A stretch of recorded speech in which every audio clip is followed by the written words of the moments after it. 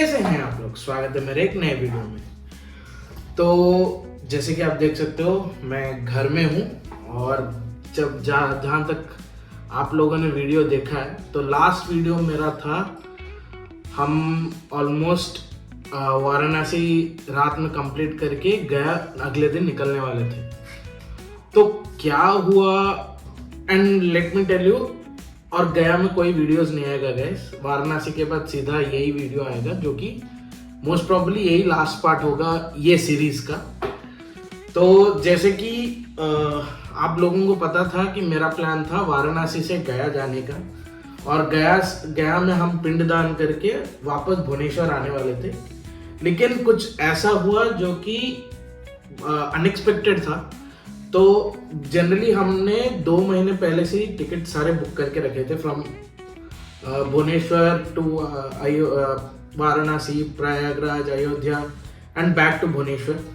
तो दिक्कत कहाँ हुआ, जब हम वाराणसी में थे रात में और वहाँ से निकल गए थे गया के लिए ट्रेन में, तब हमें पता चला कि हमारा जनरली हम 15 लोग गए थे, तो 3 टिकट्स हुए थे। लाइक एक ही स्टेशन से लाइक गया टू भुवनेश्वर 3 टिकट्स हुए थे, जिसमें से 6 और 3 लाइक 6 लोगों का एक टिकट, 6 लोगों का एक टिकट और 3 लोगों का और एक टिकट हुआ था। तो उसमें हुआ क्या कि एक ही टिकट कंफर्म हुआ गाइस, बाकी 2 वैसे की वैसे वेटिंग लिस्ट में रह गए।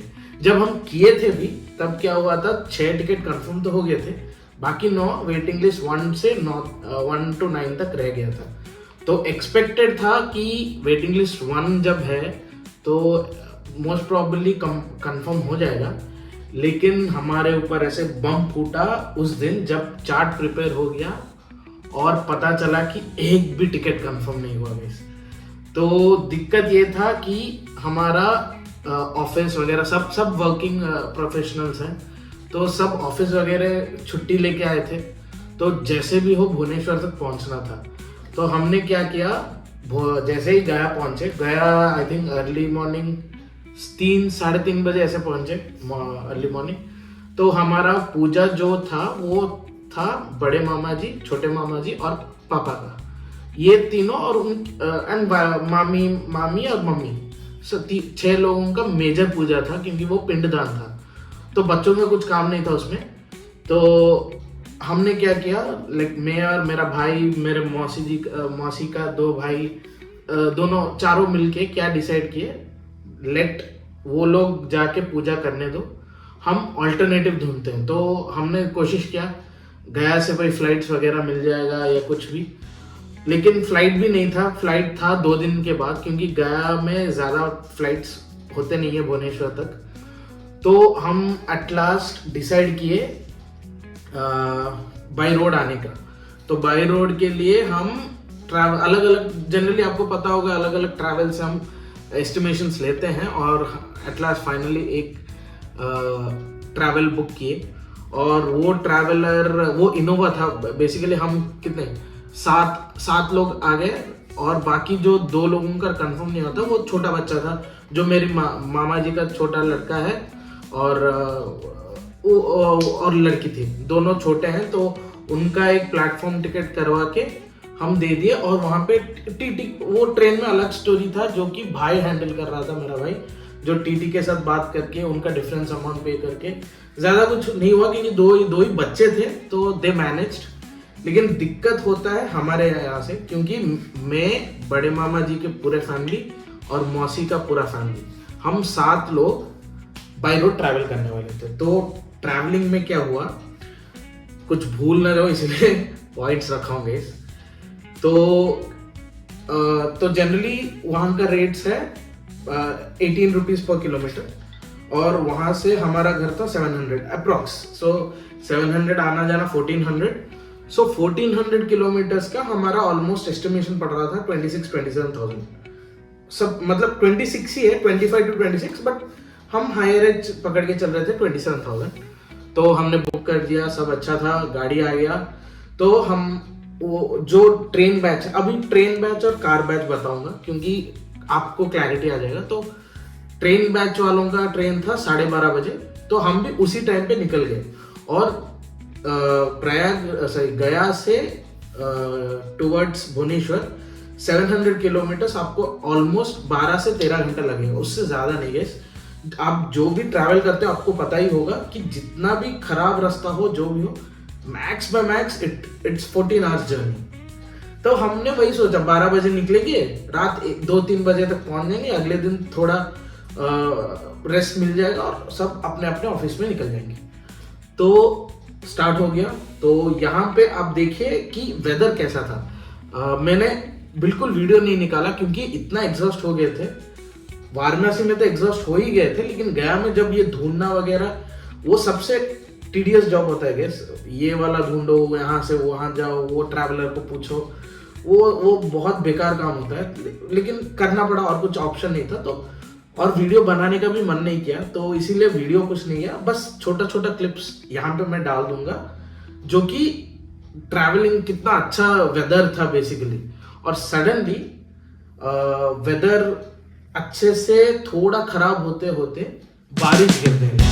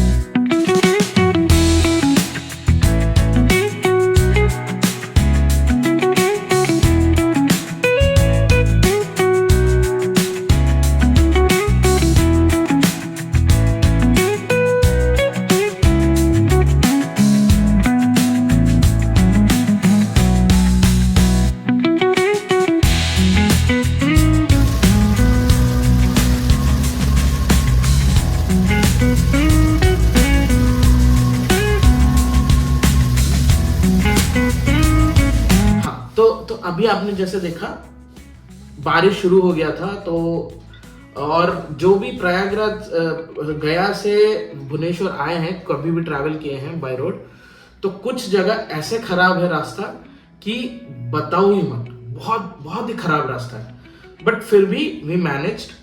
तो जो मैं अभी आपके जस्ट पहले वीडियो डाला था 10 सेकंड का या 15 सेकंड का जो भी हो, वो ऑलमोस्ट 4:30 to 5 PM का है। तब तक हम ऑलमोस्ट 200 किलोमीटर्स कवर कर चुके थे। तो जैसे ही हम इवनिंग 7 क्रॉस किए, तो वहां पे बहुत सारी गलतियां हुए। किसका हुआ आप बोलिए, लेकिन बेसिकली मैं मानता हूँ ड्राइवर बहुत ही खराब था। उस बंदे को रास्ता पता नहीं, जबकि हमने पूछा पहले ही जब स्टार्ट हुआ, ट्रैवल स्टार्ट हुआ, तो मैंने भी, क्योंकि मैं आगे बैठ रहा था, क्योंकि मामा जी वगैरह सब ऑफिस जाने वाले थे और मैं एक दिन वर्क फ्रॉम होम कर सकता था, तो इसीलिए मैं थोड़ा उन्हें बोला कि आप रेस्ट ले लीजिए, क्योंकि बच्चे भी थे, आप रेस्ट लीजिए, मैं पहले बैठता हूँ अभी। तो 6-7 बजे तक तो ठीक था। तब मैंने पूछा भी उसे, भैया आपको मैप दिखा चाहिए क्या, रास्ता? नहीं मुझे मालूम है, क्योंकि वो भैया बताया। तो ठीक है, हम भी विश्वास कर लिए। उसके बाद क्या हुआ, 6:30-7 बजे तक 2-3 गलत रास्ते पकड़े उन्होंने, और जो कि हमें 10-20 किलोमीटर का डिफरेंस होना था, वो हमें लग गया 60-70 किलोमीटर एक्स्ट्रा। तो फाइन, तो ये एक था। जैसे ही 7-8 बजे क्रॉस किए, तो जैसे कि आपको पता है वो ऐसा रास्ता है कि वहां पे थोड़ा बहुत नक्सल बेल्ट भी मिलता है, जिन लोगों को पता है या जिसको भी आइडिया होगा। मुझे तो आइडिया नहीं था, मुझे बाद में पता चला, बट बहुत सुनसान रात था। 8 बजे तक सब बंद हो गया था, वो रास्ते पे पूरा अंधेरा था। तब महाशय को नींद आने लगा। मैं 2-3 बार उसे बुलाया भी, भैया उठो भैया उठो। तब उठ के वो बोल रहा था, नहीं मेरा नींद नहीं है, मेरा आंखें छोटे हैं, इसीलिए आपको दिख रहा है नींद के जैसा।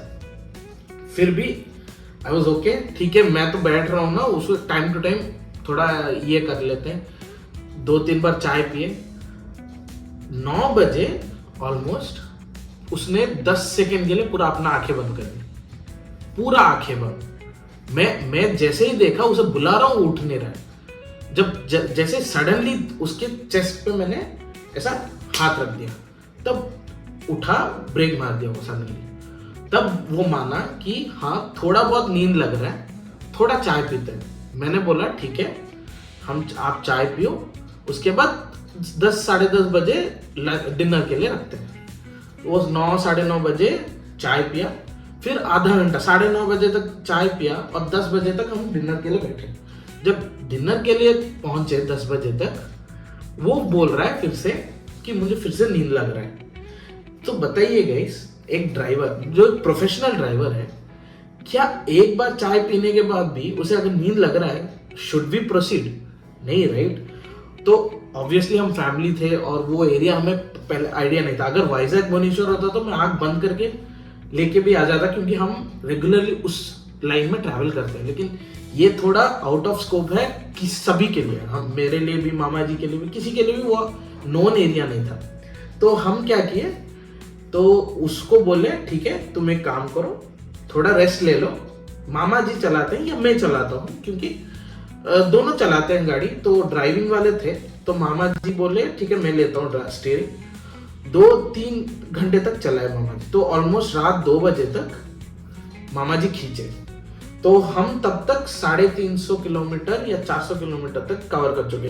तो देखिए गाइस कितना डिफरेंस हो गया। 7 बजे तक हम 200 किलोमीटर कवर कर चुके थे और रात के 1-2 बजे तक और 185 किए। लाइक आप देख सकते हो मल्टीपल रीजन है। एक तो वेदर पूरा खराब हो गया था बारिश की वजह से, गाड़ी बहुत स्लो चल रहा था। दूसरा, ड्राइवर का ये रूप बहुत ही गंदा था कि मैं 60-70 में जाऊंगा, अगर तुम्हें नींद लग रहा है भाई साइड में रोको, कुछ तो करो। वो मानने को राजी नहीं था।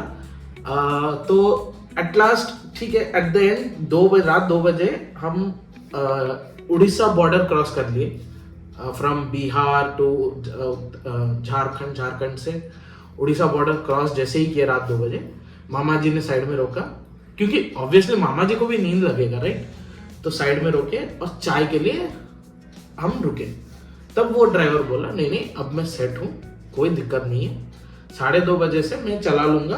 और कितना, और हार्डली 200-300 किलोमीटर का रास्ता था, 6-7 घंटे हम दिन के 9-10 बजे तक पहुंच जाना चाहिए था। जनरली 12 घंटे का रास्ता था, मतलब 2 बजे पहुंचना था हमें रात, हम 9 बजे स्ट्रेच कर चुके हैं ऑलरेडी, इतना लेट हो के। तब क्या होता है, ठीक है सब फ्रेश हो गए, वो ड्राइवर बैठ गया, शुरू किया। जैसे ही 15 मिनट का ड्राइव हुआ, उसने ऐसा एक गड्ढे में डाला कि उसके दोनों रिम बेंड हो गए और दोनों टायर फेल हो गया। तो सोचिए गाइस, रात के 3 बजे कोई नहीं है आसपास, ठीक है एक भी टायर होता तो स्टेपनी से मैनेज करते, वो अलग वो लॉजिक है कि उसका स्टेपनी भी काम नहीं कर रहा था, उसमें भी हवा कम था, बट स्टिल एक टायर खत्म होता तो वी कैन मैनेज। बट इन महाशय का दोनों टायर खराब हो गया। इतने रात में दुकान कहां से लाए? तो हम उड़ीसा बॉर्डर से ऑलमोस्ट 40-50 किलोमीटर आए थे। वहां पे एक बड़ा जंक्शन है, नाम तो मुझे आइडिया नहीं है, तो उस जंक्शन के पास हम रोक दिए गाड़ी 3:30-4 बजे सुबह, और वहां पे वेट किए दुकान खुलने तक। वहां पे 2 बार महाशय चाय पिए, फिर भी सो गया गाड़ी में, गाड़ी के पीछे जाके सो जा रहा था। मतलब ऐसा नींद किसको आता है मुझे भी अभी तक पता नहीं है, बट किया वो वैसे ही। यहाँ पे बनाए ना, वहाँ पे रास्ते में जाके जहाँ पे मिलेगा वहाँ पे बना देंगे। 11 से और 250 किलोमीटर जिस स्पीड से ये महाशय आ रहे थे, तो हम शाम के 6 बजे पहुंचते। तो हमने डिसाइड किया नहीं, यहाँ से एक नया गाड़ी ढूंढते हैं। वो बंदे को हम बोल दिए कि तुम अपना करवाओ भाई, अपना करवा के तुम अपना निकल जाओ पीछे, ठीक है। तो अभी ये स्टोरी यहां तक है कि हम नया गाड़ी चढ़ गए। नया गाड़ी का क्या है, वो अच्छा सा गाड़ी था, वो हम पहुंच गए। हम पहुंचे ऑलमोस्ट अराउंड 1-2 बजे, दोपहर के 2 बजे पहुंचे, वो भी नेक्स्ट डे। तो 24 घंटे कार जर्नी कंटिन्यूअस, सोच सकते हो गए अब कैसा होगा हमारा हाल। तो रीडिंग था तो डबल होके हमारा 21,000 ऐसे कुछ बन रहा था। तो हमने 20,000 उसे दिए, क्योंकि वी ऑल्सो सफर्ड ना, राइट। हमने कहा कि भाई तुम यहाँ से निकलो, हम यहाँ से निकलेंगे और जो करना है करो, तुम खत्म करके अब निकल जाओ। और 20,000 उसके हाथ में दिया और 1,000 पहले से एडवांस दिया होता, तो टोटल इट वॉज 21,000। तब होता है कि उसका ओनर मुझे फोन, क्योंकि मैंने ही बुकिंग किया है तो मेरा नंबर वगैरह सब दिया हुआ है, तो ओनर फोन करके मुझे गाली देता है, गाली बोलता है। तो मैं बोला क्या हुआ भाई, क्या दिक्कत क्या है? तो वो बोलता है देना है तो पूरा पैसा दो, तुम लोग वहां से निकल रहे हो वो तुम्हारी गलती है, तो नहीं तो तुम वेट करो, मैं रात होने से भी छोड़ के आऊंगा। बट हमारा तो वो लॉजिक नहीं है ना, एज ए कस्टमर जब मुझे प्रॉपर टाइम में आप नहीं छोड़ पाओगे तो आप नहीं कर रहे हो, आप सर्विस प्रॉपर कर नहीं रहे हो।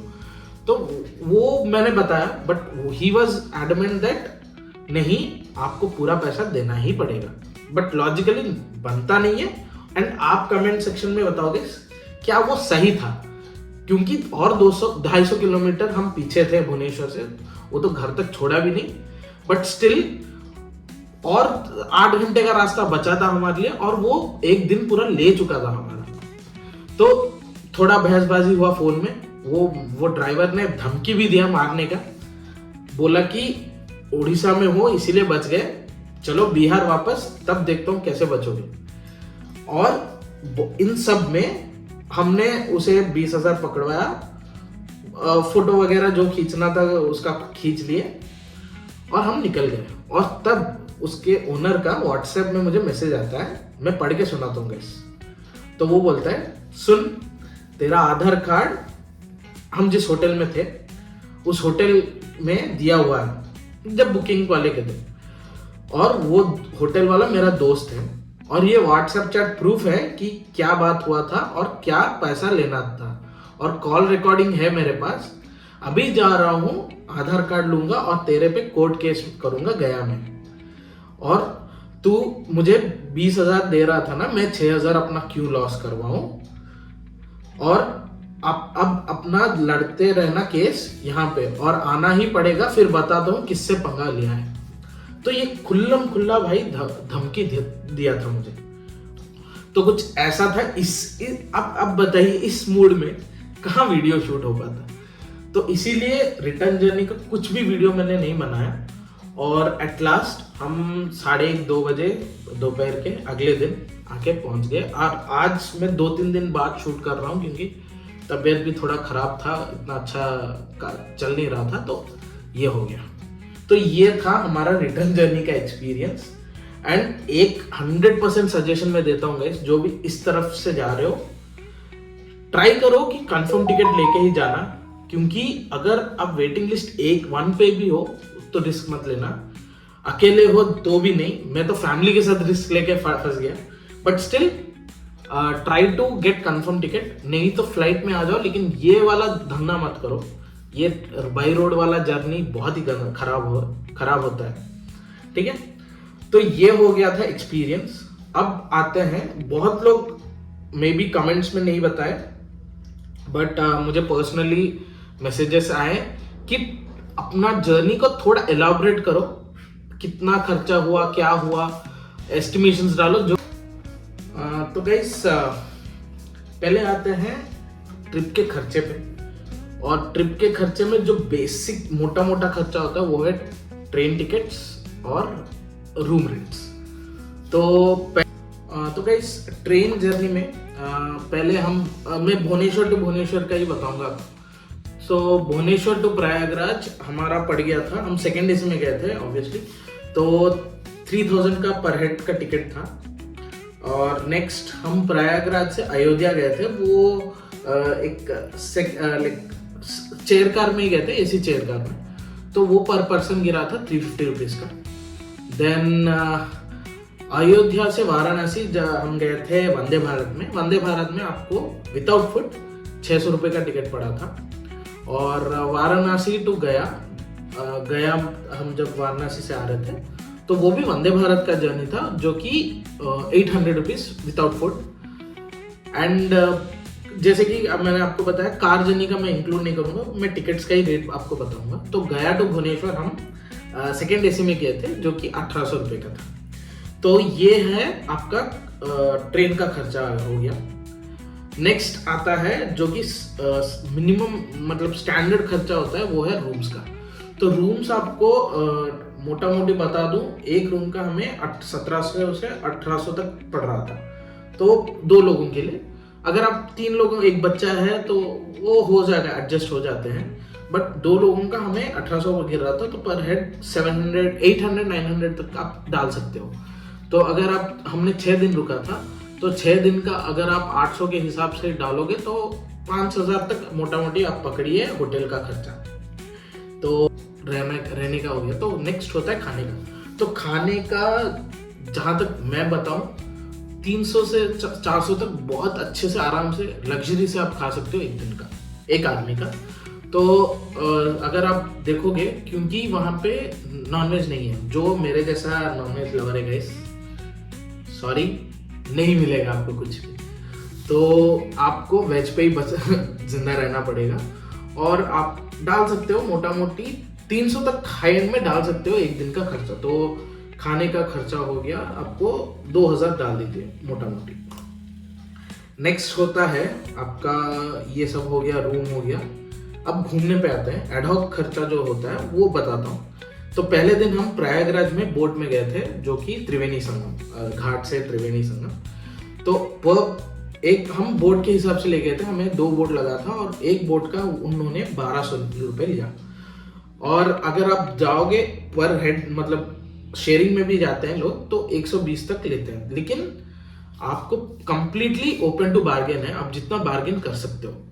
मैंने जहां तक देखा है 100 रुपये में भी लोग जा रहे हैं और 150 में भी जा रहे हैं लोग। तो हम 120 तक ही खींच पाए। तो 120 स्टैंडर्ड रेट लग रहा है मुझे, जहां तक पर पर्सन एक बोट का होगा। लेकिन मैंने सुना है, मैंने देखा तो नहीं है, कुछ ऐसे हैं कि अगर आप ज्यादा रुपए दोगे एक बोट को, मतलब कुछ बोट्स हैं जो कि 2000, 2500 लेते हैं, वो आपको बहुत डीप अंदर लेके जाते हैं घाट के, और वहां पे पानी अच्छा रहता है। आपने अगर वीडियो देखा होगा तो देखा होगा कि पानी बहुत ही गंदा था, एक्सपीरियंस पूरा गंदा था हमारा। लेकिन वो मैंने सुना है, अभी सुना 1-2 दिन पहले, कि आप थोड़ा और खर्चा करते अंदर जाते तो अच्छा पानी मिल जाता। लेकिन मैंने एक्सपीरियंस नहीं किया, तो मैं कॉन्क्रीटली नहीं बताऊंगा। नेक्स्ट, प्रयागराज बोट होने के बाद नेक्स्ट आते हैं अयोध्या में। अयोध्या में हमारा एडहॉक खर्चा हो गया था। मंदिर के दर्शन के बाद हम घूमने गए थे। तो घूमने के लिए हमने ऑटो किया था। तो एक ऑटो का 1000 रुपये लिया था हमें पर ऑटो। और एक ऑटो में 6-7 लोग आराम से आ जाते हैं, क्योंकि वो बड़ा ऑटो रहता है। अगर आप फैमिली भी जाते हो, अगर 4 लोग भी जाते हो, तो वो 1000 रुपये लेंगे। अगर एक ऑटो में आप 10 लोग एडजस्ट कर लोगे तब भी 1000 ही लेंगे। अगर आप मतलब शेयरिंग में जाओगे किसी और के साथ, तो आपको पर हेड 400-500 तक आपको चार्ज करेंगे, जो हमने पूछा था। लेकिन बार्गेन, ये भी ओपन टू बार्गेन है, जितना आप बार्गेनिंग कर सकते हो। नेक्स्ट, अयोध्या होने के बाद काशी विश्वनाथ में हमारा एक्स्ट्रा था टिकट्स का, मंदिर का टिकट्स। तो मैं सजेस्ट करूंगा, वहां पे फ्री लाइन भी है, बट पैसे टिकट खरीद के जाने से बेहतर है, क्योंकि बहुत भीड़ होता है गैस। अगर आप पीक सीजन में जाते हो, इतना भीड़ होता है कि आप बताइए मत। तो वहाँ पे 300, 600, 1200, 1500 का भी टिकट है। जहाँ तक मैंने सुना है 1500 का है, या 1200 ही लास्ट होगा, बट हाँ, तो है टिकट्स। लेकिन 300 में हम जब गए थे वो पीक सीजन था, दशहरा का टाइम में था। तो आप लगा सकते हो, और आधा घंटा 1 घंटे के अंदर हम वापस आ गए थे। तो 300 इज एप्ट, आप आराम से जाके दर्शन करके आ सकते हो। तो काशी में दर्शन होने के बाद नेक्स्ट खर्चा था हमारा बोट राइड पे। तो जो घाट हम घूमे, वो उसके लिए आपको पहले ही, आप अगर आप बड़ा फैमिली जा रहे हो, जैसे हम गए थे 15 लोग, आप एक पूरा बोट कर लो, वो आपको बेहतर पड़ेगा। हमें बता रहे थे एक बोट का 3000, 4000 शुरू किए थे वो 7-8 हजार से, बार्गेनिंग करके 3000, 3500 तक हम खींचे। तो ये था हमारा एडहॉक खर्चा। तो इन सबको मिलाओगे तो मैं बोलूँगा, अगर आप बैचलर जा रहे हो, दोस्त लोग मिलके जा रहे हो, या बैचलर बेसिकली, तो आपका ट्रिप 15-16 हजार में खत्म हो सकता है, एस्टिमेटेड फिगर है, क्योंकि आपको रूम नहीं चाहिए होगा, आप डॉर्मेट्री में भी रह सकते हो, क्योंकि 6-7 घंटे से ज़्यादा हम रुके नहीं कहीं होटल पे। हाँ, कुछ जगह पे रात काटी है, वो आप कर सकते हो, लेकिन फ्रेश होने के लिए तो रूम नहीं चाहिए ना, तो आप एडजस्ट कर सकते हो डॉर्मेट्री वगैरह में जाके। नहीं तो आपको अच्छे रूम्स भी मिल जाएंगे अगर बाहर ट्रैवल करोगे, क्योंकि हम सभी रेलवे रिटायरिंग रूम में रह रहे थे, तो वो है। और अगर आप फैमिली लेके जा रहे हो तो आई वुड सजेस्ट पर पर्सन 18 से 20 हज़ार तो लगने ही वाले हैं आपके, क्योंकि रूम्स वगैरह है, ट्रैवलिंग है वगैरह है, तो 18 से 20 हज़ार आप पकड़ के चलिए फैमिली, और 15 से 16 हज़ार आप पकड़ के चलिए बैचलर का। तो गाइस ये था टोटल जस्ट मेरा ये पूरा सीरीज, यूपी सीरीज का। तो पूरा एक्सपीरियंस बताऊं तो मैं बोलूँगा 50-60% तक तो मैं जो एक्सपेक्ट किया था वो हो गया, लेकिन हाँ एक ये कार जर्नी और कुछ जगह ऐसे थे जो कि एक्सपेक्टेशन से पूरा आउट था। तो लेट्स सी, मेरा तो एक्सपीरियंस ठीक ठाक था। अगर आप जा रहे हो तो डू कमेंट, कब प्लान कर रहे हो, क्या कर रहे हो, एंड लेट मी नो कुछ हेल्प चाहिए क्या प्लानिंग में, क्योंकि ऑब्वियसली थोड़ा घुमा हूँ तो आइडिया तो होता है ना कहाँ क्या होता है। तो then I will take leave then. और ये है इस सीरीज का आखिरी पार्ट, एंड आपसे मैं मिलता हूँ अगले पार्ट में, एक नए वीडियो में और एक नई जगह में। Till then bye bye, good night and have a good day, and मिलते हैं बाद में।